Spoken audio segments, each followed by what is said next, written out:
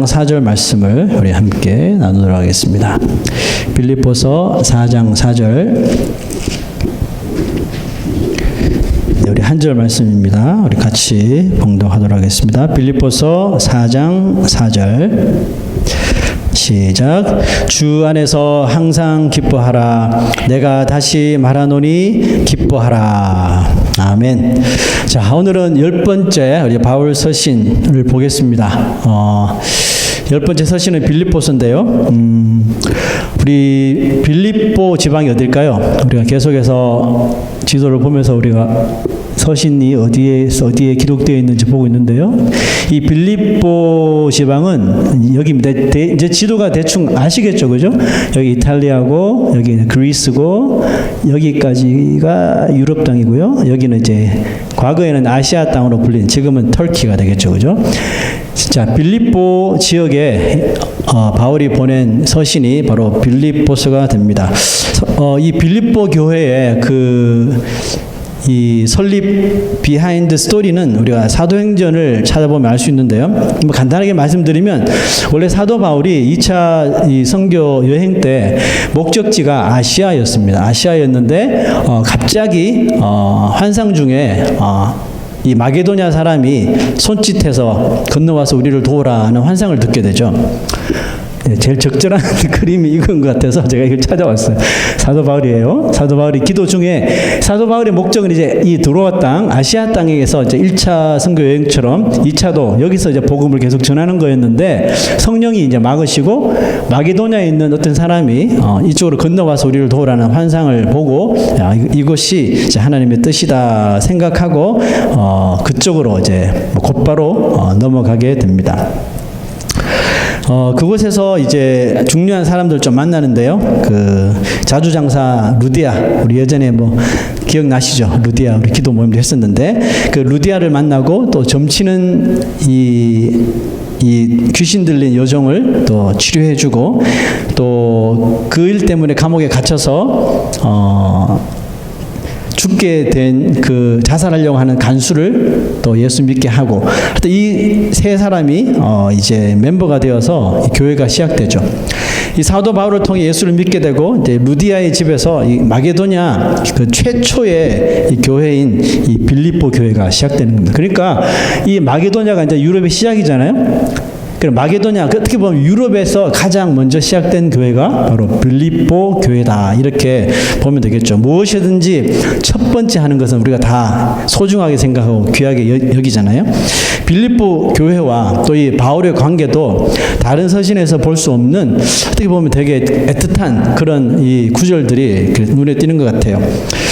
교회에 보낸 그런 이 서신임에도 불구하고 마치 글자 하나하나에 사도 바울이 기록한 글자 하나하나에 뭐 이런 말들이죠. 꿀이 떨어지는 것 같다. 뭐 이런 표현이 마땅할 것 같은 이 구절이 있습니다. 보시죠. 내가 예수 그리스도의 심장으로 너희 무리를 얼마나 사모하는지 하나님이 내 증인이시니라. 그렇죠. 다른 이 서신들보다 이 빌립보 교회 성도들과 또 이 바울의 관계는 더 친근하고 어떻게 보면 읽으면 읽을수록 더 깊이가 느껴지는 것 같아요. 그 빌립보 교회가 더 어려운 상황에 세워진 이유도 있겠지만 그 빌립보 교회 성도들이 그 예수를 믿게 된 배경이 좀 이렇게 남다르고 좀 특별한 것이 또 원인이었을 거라고 생각되는데 뭐 잠시 한번 그 개척 멤버들이 어떻게 예수를 믿게 되었는지 한번 상황을 보면 먼저 루디아는 결혼을 했는지 아닌지 정확하게 알 수는 없지만 만약 홀로 이렇게 자녀들을 키우는 여인이었다면 홀로 자녀를 키우면서 이렇게 이 자주 장사는 옷감, 그 비단 장사를 하는 소위 이렇게 비즈니스 우먼이었습니다. 그런데 성경 말씀 보면 이 여인이 하나님을 경외하는 사람으로 했기 때문에 유대인인지 이방인인지 아니면 이방인이면서 하나님을 경외하는 사람이 정확하게 구분이 안 돼요. 하여튼 하나님을 경외했지만 복음을 듣지 못한 그런 사람이었습니다. 그런데 바울의 복음을 그가 듣고 흔쾌히 자기 자신의 집을 오픈하죠. 오픈하여서 교회가 시작되는 그 영광을 누리게 되었는데 놀랍게도 루디아는 어떻게 보면 마게도냐, 그러니까 유럽에서 첫 번째 예수를 믿게 된 첫 번째 성도가 되는 그런 이 영광을 영예를 얻게 된 것입니다. 그러니 뭐 루디아가 사도 바울의 그 은혜에 정말 잊지 않겠죠, 그죠? 두 번째, 귀신 들린 여종이 이제 사도 바울을 통해서 치료를 받게 되고 그 다음에 예수를 이제 믿게 됩니다. 그런데 공교롭게도 그 문제로 인해서 소동이 일어나고 사도 바울과 실라는 감옥에 갇힙니다. 매를 맞고 아주 깊은 지하 감옥에 갇히는데, 그러니까 이렇게 귀신 들렸다가 치료함 받은 것까지 너무 좋고 예수 믿음까지 너무 좋은데 자기 때문에 사도 바울이 그런 모진 이 고난을 당한 것에 대해서 항상 이 여인은 마음에 짐이 되었겠죠, 그죠? 그래서 아마 이 여인도 그 사도 바울이 자기에게 복음을 전해주고 또 귀신 들린 것을 치료해 준 것에 대해서 아주 고마운 그 마음을 가지고 있었을 거라 생각합니다.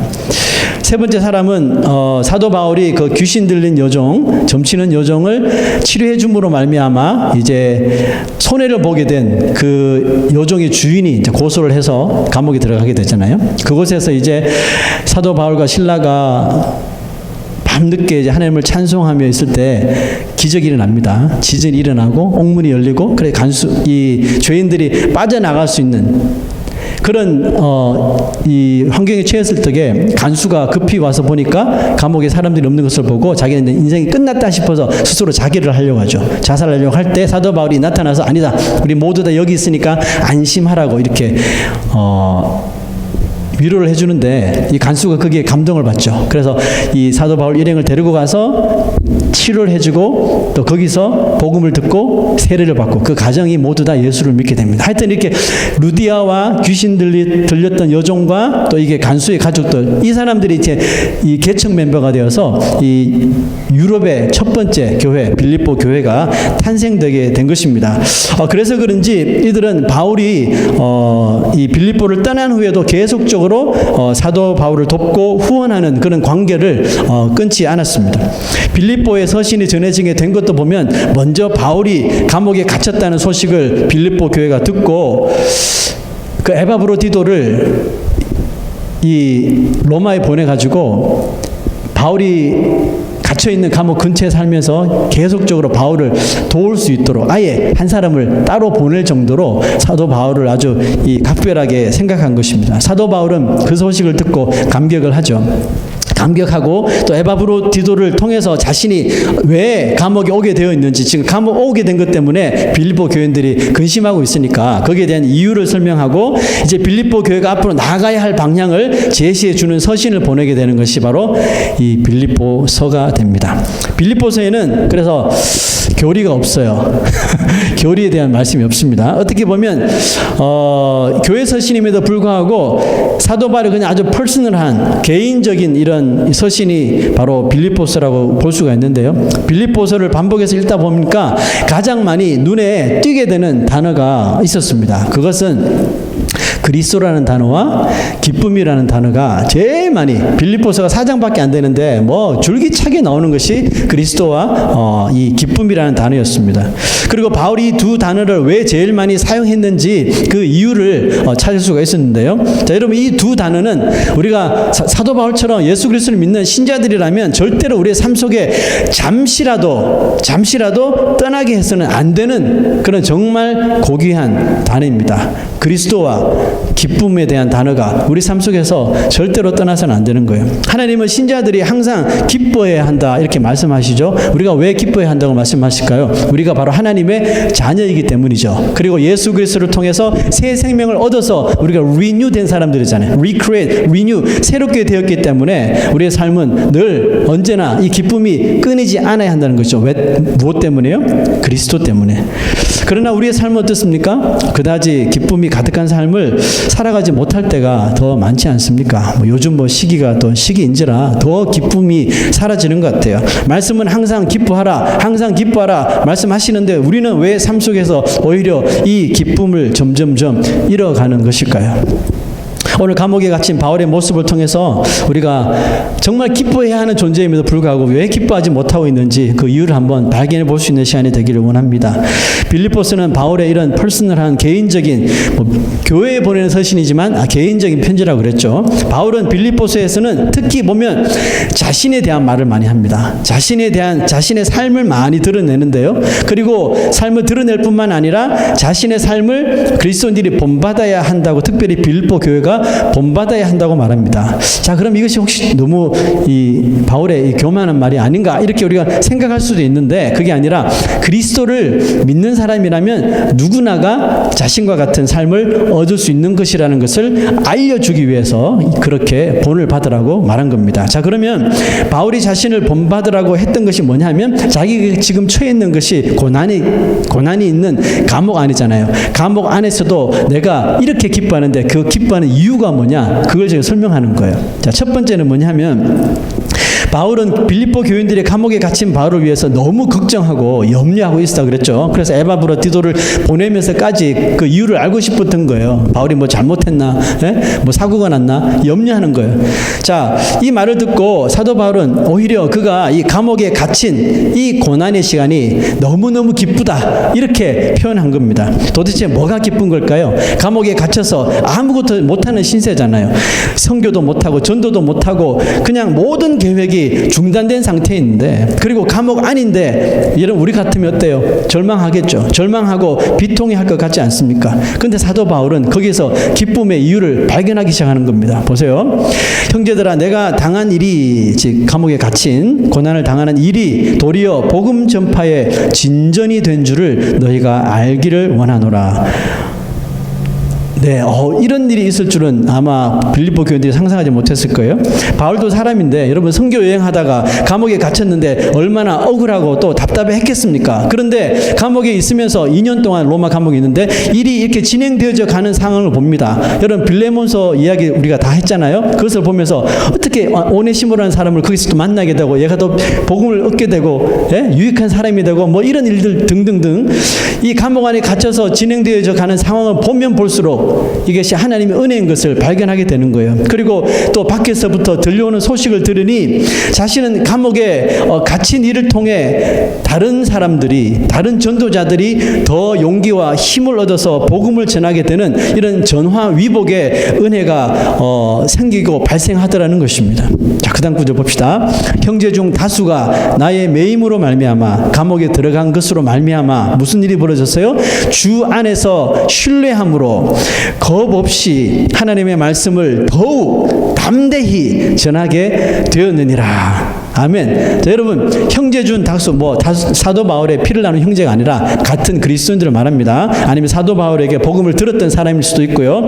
형제든 이 사람들 중에 다수 가운데는 이 사도 바울이 감옥에 갇힌 것으로 인하여서 절망하고 좌절한 것이 아니라, 사도 바울이 갇혔으니까 이제 우리가 해야지, 우리가 일어나야지, 사도 바울이 우리에게 그 복음을 전해주고 그렇게 지금 고난당하며 감옥에 갇혀있는데 우리가 앉아있을 수 없지 해서 일어난 거예요. 마음을 다해서. 어떻게 일어났다 그랬습니까? 주 안에서 주를 신뢰함으로 겁 없이 하나님의 말씀을 더욱더 담대히 전하게 되었다고 말하고 있습니다. 자, 여러분, 이 다수 가운데는 사도 바울을 좀 못마땅하게 생각했던 전도자들도 적지 않았습니다. 아무리 사도 바울이 복음을 전하고 있지만 스타일이라는 게 있잖아요. 그죠? 네.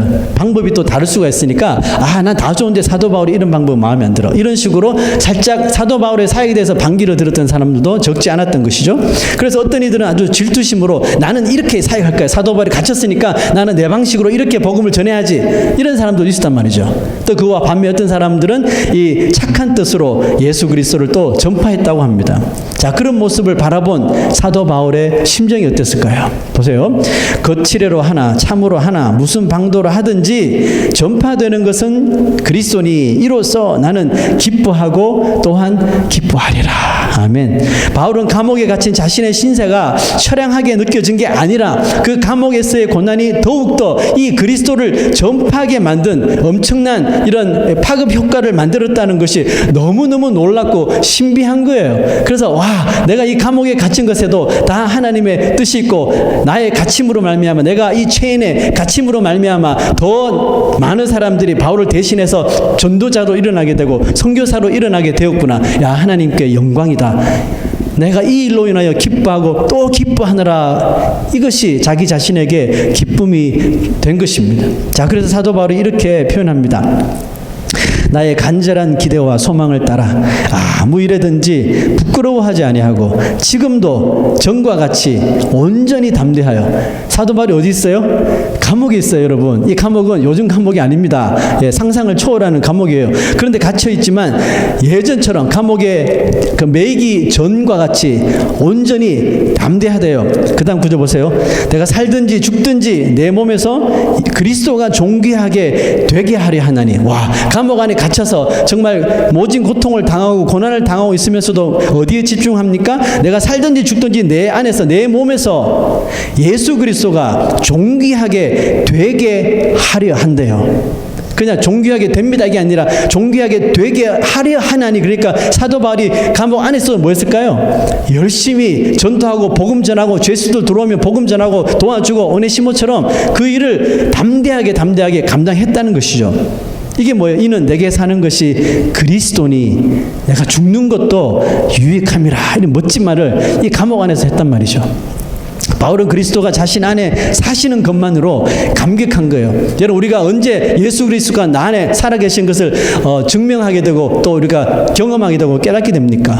너무나도 힘들고 열악한 상황이지만 내가 예수 그리스도를 붙잡고 기도할 때 그리스도의 은혜가 그 모든 상황을 다 극복하게 만들고 오히려 내 입에서 예수 그리스도를 증가하는 모습이 나올 때 아닙니까? 사도 바울이 예수 그리스도가 자신 안에 사시는 것이 더 강하게 느껴지면서 이 일로 인하여서 감격했다는 겁니다. 자신은 비록 감옥에 갇히고 고난을 당하지만 자신의 이 고난을 통해서 예수 그리스도가 분명히 살아계심이 나타나는 것이 너무너무 정말 말도 안 되는 말할 수 없는 기쁨이 되었던 거예요. 우리도 여러분 어려운 삶이 찾아오죠. 우리가 어려운 삶이 찾아올 때 그것으로 인하여서 우리 그리스도인들이 기쁨을 찾을 수 있는 방법은 무엇일까요? 여러분 어떻습니까? 여러분 지금처럼 어려운 시기에 무엇을 통해서 여러분 기쁨을 얻습니까? 어려움 속에서도 바울처럼 나의 행동과 또 내 입술에서 나오는 이 말들을 통해서 뭘 해야 될까요? 끊임없이 그리스도를 간증하는 것입니다. 아멘. 우리가 힘들면 힘들수록 내가 죽겠다, 뭐 이대로는 못 살겠다, 이것이 아니라 내 입에서 더욱더 그리스도가 내 삶 속에서 부어주신 은혜를, 우리 찬양도 그런 찬양 있잖아요. 받은 복을 세어보아라. 우리가 세어보면 세어볼수록 더 하나님의 살아계심, 내 삶 가운데 역사하시는 그리스도의 능력과 은혜가 발견되기 때문에 기쁨으로 충만해진다는 것이죠. 뭐 간증을 하나 하자면 우리 교회가 뭐 다 마찬가지겠죠. 3월부터 우리가 다 이렇게 교회가 셧다운되고 이제 가정에서 이렇게 방송으로 예배를 드렸잖아요. 뭐 솔직히 뭐 저희 가정도 솔직히 그때 아내도 이제 일을 못 하게 되고, 네, 좀 많은 힘든 일이 있었어요. 또 교회는 교회적으로 이제 교인들이 교회를 오지 못하게 되니까 그게 따른 또 문제들이 분명히 발생할 것이고, 그래서 여러모로 참 가정에서도 그렇고 교회적으로도 솔직히 힘든 시기였습니다. 저희 교회뿐만 아니라 뭐 모든 교회와 가정들이 다 그랬을 텐데요. 그때 하나님께서 주신 은혜는 그거였어요. 이왕 하나님께서 이런 팬데믹 같은 상황을 우리에게 주셨다면 여기에는 분명히 하나님의 선한 뜻이 있을 것이다. 예수 믿는 사람이라면 이 악조건 속에서도 하나님의 선한 뜻이 우리 삶 가운데 펼쳐질 수 있도록 우리가 더 하나님을 붙잡자, 하나님을 의지하자. 방송 예배지만 우리가 더 모이기에 힘쓰자. 여러분, 제가 여러분들에게 여러분 이럴 때일수록 우리가 더 헌금 더 많이 해야 됩니다, 뭐 이런 거 이야기 했나요? 한마디도 안 했죠. 저도 저희 가정 이렇게 먹고 살 수 있을까 이런 생각이 들 정도로 어려웠지만 뭐 누구에게 손 벌린 적도 없고, 뭐 주위에서 어떻게 알고 했는지 계속 전화가 와요. 어떻게 먹고 사냐, 아이들 굶는 거 아니냐, 뭐 제 주위에 있는 사람들이 막 그런 전화를 막 해올 정도로 걱정들을 많이 하시나 보더라고요. 그래서 솔직히 우리는 걱정을 안 하고 이렇게 있는데 주위에서 많은 걱정을 하시더라고요. 그래서 걱정하시는 걸 보면서 지금 상태가 위기인가 보다 이런 생각을 하게 됐는데, 그때 한창, 지금도 그러나 모르겠는데 그때 스몰 비즈니스 하시는 분들에게 이렇게 정부에서 이렇게 지원을 해주잖아요. 그런 것을 하라고 우리 교회가 이제 어떤 회계사를 통해서 뭐 텍스 보고를 하는 회계사가 있었는데 그 회계사 사무실에 연락이 온 거예요. 그 스몰 비즈니스에서 이런 절차를 밟으면 정부에서 이렇게 보조가, 교회도 보조가 될 것이다. 신청을 하라고 그러니까 자세하게 서류가 온 거예요. 그래서 이제 재정 집사님과 상의를 하다가 이제 한번 해보려고 이렇게 한 거예요. 근데 그쪽에서 어떤 것을 제시를 했는데 작년 2019년 3월, 4월, 5월 우리 교회 그 인컴하고 올해 3월, 4월, 5월 인컴을 보내달라는 거예요. 그래서 오케이 해서 이제 재정 집사님한테 부탁을 해서 보내왔는데 보니까요, 놀랍게도 작년보다 올해가 재정이 더 많은 거예요. 3, 4, 5월에. 그래서 할렐루야를 한 거죠. 야, 그러면서, 야, 그렇네. 제가 얼마나 믿음이 부족했으면, 이 스몰 비즈니스를 통해서 좀 혜택을 좀 받을까. 그런 궁리를 한 제 자체가 너무너무 부끄럽게 여겨지더라고요. 근데 하나님께서는 우리가 염려하지 않고 불평하지 않고 뭐 다른 데 손버리려고 하지 않으니까 어떻게든 이 방송 예배에 집중하려고 하고 한 영혼이라도 떨어져 나가게 하지 않으려고 이런 시기에 더 예배에 집중하게 하려고 그 예배에만 집중하게 하니까 하나님께서 우리가 뭐 신경도 안 썼는데 재정도 부족함 없게 하시고 또 저희 가정도 부족함 없이 또 희한하게 이 여러 까마귀들을 동원해서 채워주시고 먹여주시고 입혀주시고 솔직히 고백하면요, 저희 집에 고기가 끊어지지 않았습니다. 정말 제가 간증할 수 있어요. 그렇게 하나님께서 먹이시고 입혀주시더라고요. 뭐 때문에 여러분 이런 기쁨이 있을까요? 또 지금도 여전히 저희 교회와 또 가정에 기쁨이 충만한 것이 우리 입을 열어 우리 이제 어떻게 해요? 원망하고 걱정하고 이런 것이 아니라 하나님이 살아계시고 하나님께서 이 팬데믹을 우리에게 주신 상황이라면 분명히 하나님께 좋으신 하나님이시니까 선하신 뜻이 있을 것이라. 그러니까 우리가 하나님 앞에 더 이럴수록 기도하고 예배하고 불평하지 말고 염려하지 말고 나가자. 입으로 우리가 간증하고 시인했더니 우리가 모르는 사이에 하나님께서 다 이렇게 채워주신 은혜가 있었더라는 것입니다. 그러므로 삶이 평안할 때보다 고난과 어려움이 있을 때 우리는 그리스도가 우리 안에, 내 안에 살아계심을 더욱더 간단하게 또 쉽게 또 분명하게 경험하게 될 줄로 믿습니다. 두 번째, 사도 바울이 감옥 안에서 기뻐했던 이유는 예수 그리스도가 스스로 낮아지심으로 본이 되어 주셨다는 것에 대해서 기쁨을 가지게 되었습니다. 바울은 빌립보 성도들이 서로 사랑하여 하나가 되기를 원하면서 겸손해질 것을 당부하는데요. 봅시다.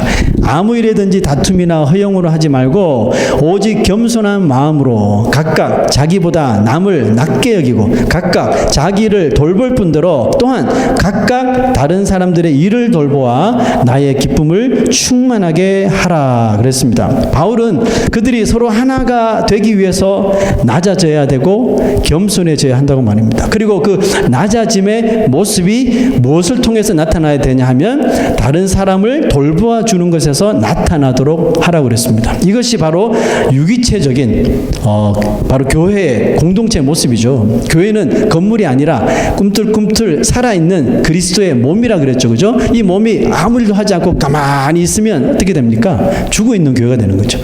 근데 무엇을 통해서 교회가 살아있다는 걸 알 수 있어서요?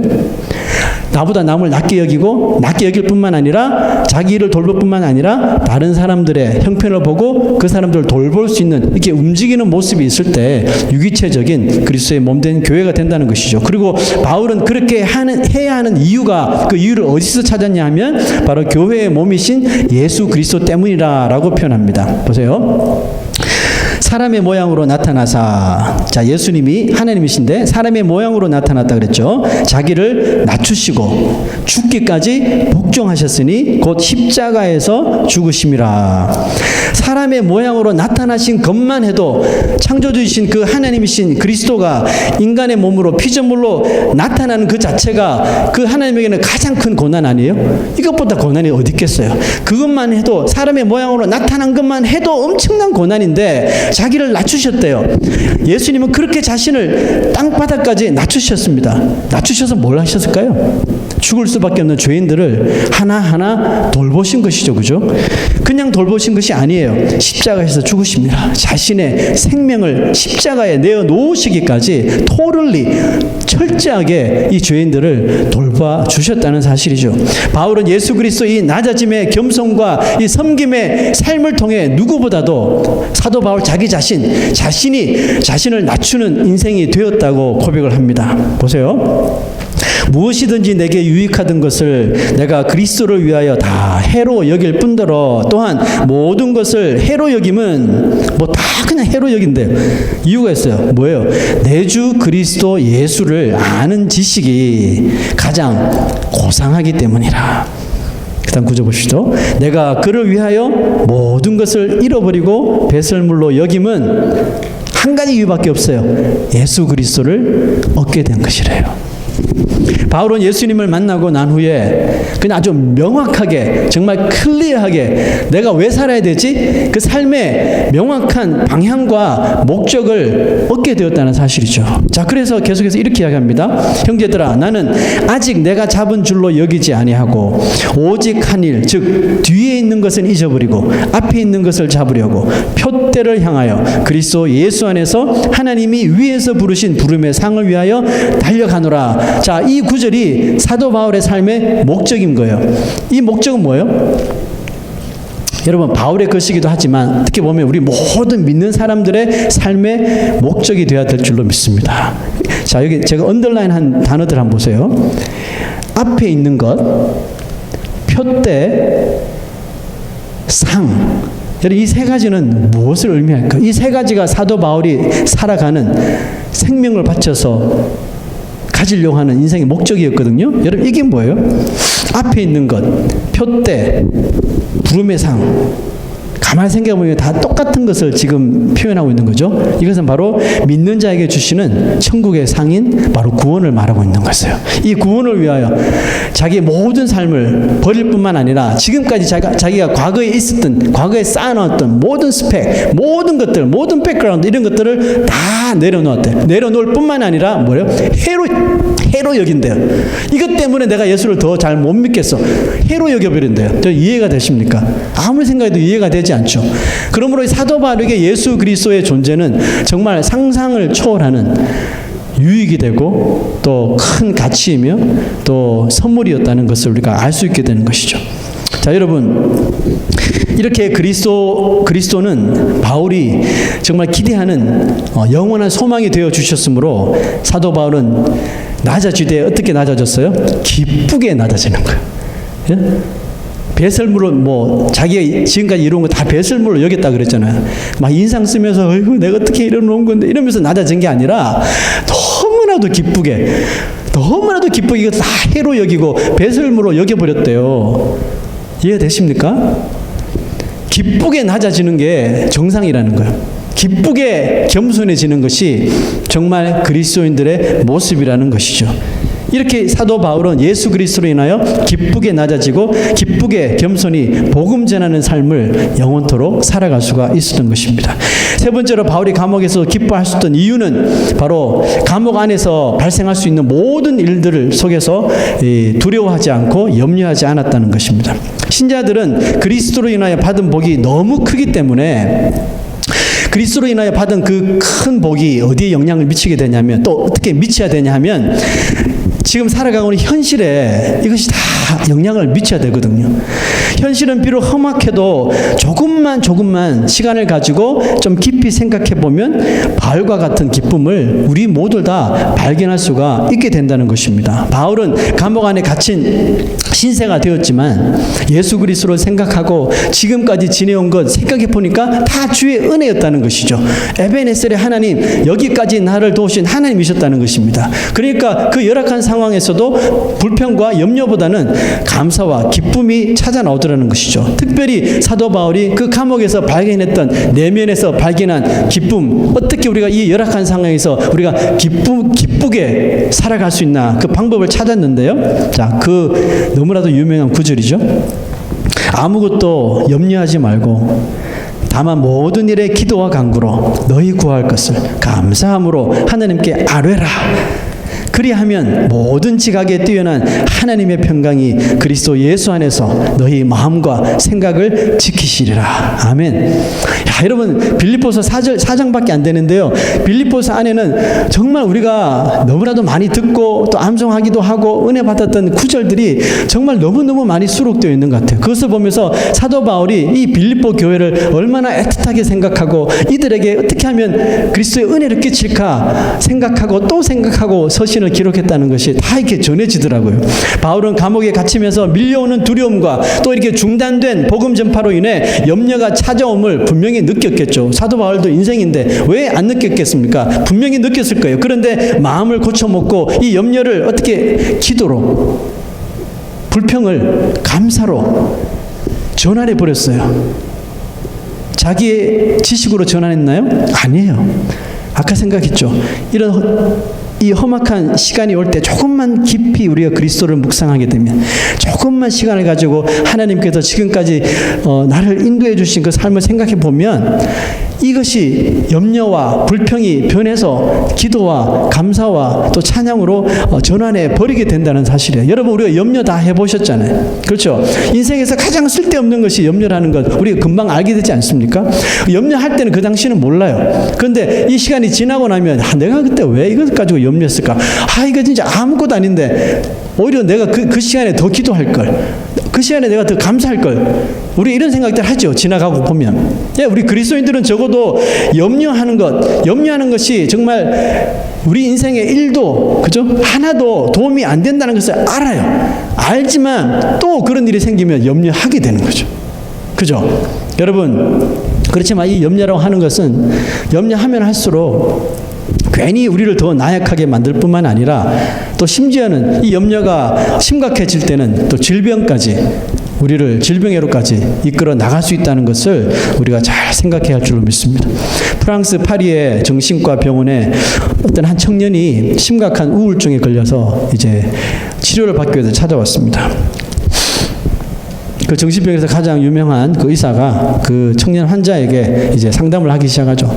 왜 이런 우울증이 시작되게 되었는지, 뭐 청년의 그 삶은 어떤지, 배경은 무엇인지 다 전해 듣게 되었어요.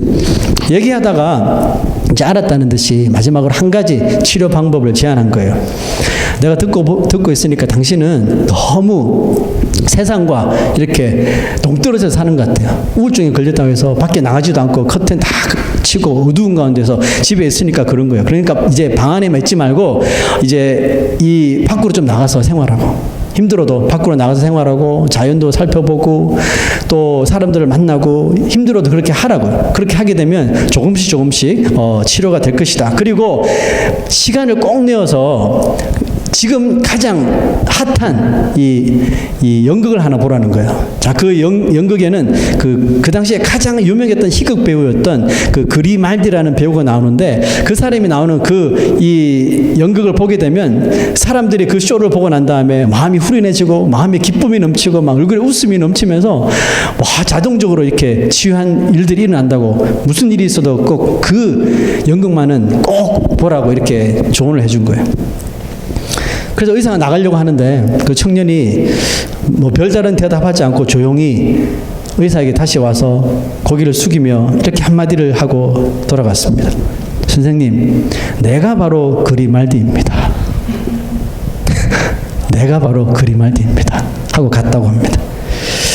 자, 여러분, 기쁨이나 이런 행복은 우리가 이런 뭐 딕셔너리, 사전 찾아서 정의를 보면서 알 수 있는 그런 단어들이 아닙니다. 그렇죠? 재미있게 말하는, 우리를 정말 사이다처럼 시원하게 속 시원하게 해주는 그런 세상에 재미있는 이런 사람들의 말들의 이야기를 들으면서 우리는 진정한 기쁨과 행복을 얻을 수가 없습니다. 우리는 그리스도인들에게 주시는 기쁨과 행복을, 여러분 혹시 그 의사가 조언한 것처럼 이런 세상에서 그런 것들을 좀 찾으려고 노력하진 않았습니까? 뭐 이렇게 생각하겠죠. 내가 이것만 가지게 되면 내가 이 염려에서 벗어날 텐데, 이번 일만 잘 풀리면 내가 이 염려에서 벗어날 텐데, 내가 이런 비즈니스 파트너만 만나면 내가 정말 이 어려운 상황에서 다 풀어낼 텐데. 여러분, 물론 우리 뜻대로 되면 좋죠. 하지만 그것은요, 자칫 우리 육체의 만족이지 참 행복이, 우리에게 주님이 원하시는 참 기쁨과 행복이 아닐 가능성이 큽니다. 왜냐하면 그런 것들을 우리가 가졌다 손 치더라도 또 다른 염려와 또 다른 목마름이 금방 우리에게 찾아오기 때문에 그렇습니다. 바로 그것이 육신이 가지려고 하는 행복의 리얼리티, 실체라는 것입니다. 근데 사도 바울은 이렇게 이제 마지막 4장에서 이렇게 고백을 하는데요. 내게 능력 주시는 자 안에서 내가 모든 것을 할 수 있느니라. 그 다음 구절 보세요.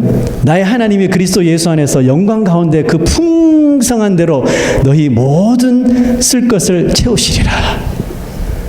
우리가 솔직히 아멘을 하지만 이거 정말 파워풀한 고백이거든요. 파시빌리티를 이야기하는 그럴 가능성이 있을 것이다 이게 아니에요. 내가 모든 것을 할 수 있다라고 지금 표현하는 아멘. 너희 모든 것을 채우시리라. 아멘. 그러면 이 믿음을 가지고 있으면 염려가 여러분 있겠습니까? 없겠습니까? 염려가 오다가도 달아나죠. 여러분 이 글을 쓴 사람, 이 고백을 하는 이 쓴 사람의 하는 사람의 배경을 만약에 모르고 어떤 사람이 이 고백을 이 구절을 읽는다면 아마 이렇게 생각할까? 아마 이 사람은 모든 것이 안정되어 있고 또 많은 이 부유함을 얻어서 모든 문제가 해결되어 풍성함을 얻은 사람이 쓴 글이라고 착각할 수 있게 만드는 그런 구절이에요. 그죠? 그런데 바울은 감옥에 갇혀 있잖아요. 근데 바울은 감옥에 갇혀 있는데 모든 것을 할 수 있다고 믿으니 바울처럼 행복한 사람이 여러분 어디에 있겠습니까? 우리는 자유롭게 살잖아요. 우리는 감옥이 아니잖아요. 내가 마음 먹으면 뭐 팬데믹이지만 어디든 갈 수 있잖아요. 그죠? 우리는 이제 자유롭게 살면서도 우리 입에서 나오는 말이 이거 안 돼. 저거 안 돼. 이거 싫어. 저거 싫어. 다른 거. 끊임없이 우리 입에서 자유함을 누리며 살면서도 우리 입에서 끊임없이 이런 네거티브한 이 부정적인 이런 단어들이 여러분 쏟아나오는 것이 저뿐이겠습니까? 그렇다면 여러분 지금 바울이 말하고 있는 이 행복이 또 기쁨이 거짓이 아니라는 것이 지금 증명이 되고 있는 것이죠. 아멘. 네, 여러분 그렇다면 우리가 다시 한 번 더 이 사도 바울의 마지막 권면을 한번 귀 기울여 봅시다. 주 안에서 항상 기뻐하라. 내가 다시 말하노니 기뻐하라. 자, 여기서 우리가 집중해야 될 단어는 항상 기뻐하라가 아니라 주 안에서 항상 기뻐하랍니다. 아멘. 주 안에서가 빠지면 세상의 기쁨, 세상의 행복을 찾아다닐 수가 있어요. 그렇지만 사도 바울이 그 감옥 안에서 그 고난 속에서 누렸던 그 기쁨은 주 안에서 스스로 발견된, 그리고 주님께서 주신 기쁨이고 행복이었다는 사실입니다. 그러므로 사도 바울은 지금 기뻐하라, 행복해라 권유하는 게 아니라, 권면하는 게 아니라 사도 바울 자신이 지금 행복한 거예요. 아멘. 사도 바울 자신이 지금 감옥인데 기쁜 거예요. 이런 사도 바울의 기쁨과 행복이 예수 그리스도 안에서 사는 여러분들과 저 안에서도 어떤 환경과 상황에서도 분명히 발견될 줄로 믿습니다. 내 영혼이 잘됨 같이 범사가 강건하리라. 여러분 이걸 우리가 원해야 합니다. 그런데 우리가 이것을 리버스하게 거꾸로 가면 안 돼요. 내 모든 범사가 건강하면 내 영혼이 잘 되겠지. 이거는 정말 무서운 일이고 그리스도인으로서는 해서는 안 될 방법입니다. 그리스도인들은 어떤 일이 일어나도 먼저 나의 영혼, 내 영혼이 그리스도 안에서 올바로 설 때 나머지 모든 부수적인 일들이 따라오게 된다는 것을 명심해야 할 줄로 믿습니다. 내 육체가 기뻐하는 것을 추구하려고 하지 마십시오. 거기에는 분명히 마귀가 주는 트랩이 있습니다. 아멘. 그곳에 마귀의 계계가 있습니다. 여러분 오늘 말씀 서두에 빌립보서에서 가장 많이 나오는 단어가 뭐라고 했습니까? 그리스도와 기쁨이라 그랬죠. 이 두 단어는 떨어질 수가 없어요. 내 안에 그리스도는 있는데 기쁨이 없다면 가능하죠, 여러분. 예수를 믿는데 내 삶에 기쁨이 없어요. 이런 사람들 많이 봤어요. 저도 그럴 때가 있고요. 자, 이런 사람 어떻게 해야 될까요? 기뻐하는 법을 배워야 합니다. 반대로 삶은 기쁨이 있는데 그 안에 그리스도가 없어요. 많죠, 이런 사람들. 부지기수죠. 행복하대요. 너무 기쁘대요. 그런데 그 안에 그리스도가 없어요. 자, 그러면 이 사람들이 누리는 기쁨은 뭘까요? 이것은 정말 탄산 음료 같은 기쁨인 거예요. 무슨 뜻이죠? 금방 잃어버린다는 뜻입니다. 여러분, 우리가 다 전자의 경우라고 예를 들면, 그죠? 다 전자겠죠? 예수를 믿는데 자꾸 기쁨이 사라지고, 예수를 믿는데 기쁨보다는 원망과 염려가 더 많다면, 여러분, 우리가 전자라고 보면 돼요. 전자의 경우라면 기뻐하는 법을 우리는 반드시 배워야 합니다. 이 기쁨은 나의 노력으로 얻어지지 않습니다. 오직 예수 그리스도가 나의 모든 삶의 영역에 적극적으로 개입하시도록 예수 그리스도를 초청하시는 이유밖에 없는 것입니다. 그리스도가 나와 배우자 사이에, 나와 자녀 사이에, 나와 이웃 사이에, 내가 하는 일 속에 항상 이 구심점이 되시도록, 중심 역할을 하시도록 나의 모든 상황 속에서 예수 그리스도를 구심점으로 모실 때 우리가 사도 바울과 같이 이 열악한 상황에서도 기쁨을 누릴 수 있고 행복을 찾을 수 있는 법을 배우게 될 줄로 믿습니다. 그리스도의 생명이 위기를 넘어가게 하시고 이 불행을 극복하게 하시며 슬픔을 변하여 노래가 되게 하시고 춤이 되게 하실 줄로 믿습니다. 이런 삶이 우리 삶 속에 자리 잡게 하십시오. 우리의 삶에도 바울이 누리던 참 기쁨을 얻게 될 것입니다. 행복은 멀리지 않습니다. 누가 이런 말 했죠? 유행가사입니까? 유행가사. 행복은 근데 진짜 멀리 있지 않아요. 우리 그리스도인들이 생각하고 추구하려고 하는 기쁨과 행복은 절대로 멀리 있지 않습니다. 왜요? 예수 그리스도가 우리 안에 계시기 때문에, 예수 그리스도가 우리의 주가 되시기 때문에 행복은, 기쁨은 우리에게 당연한 것입니다. 아멘. 그러므로 이 기쁨과 행복을 예수 그리스도 안에서 항상 기뻐하시고 누리시는 저와 여러분 되시기를 축원합니다. 기도하겠습니다. 참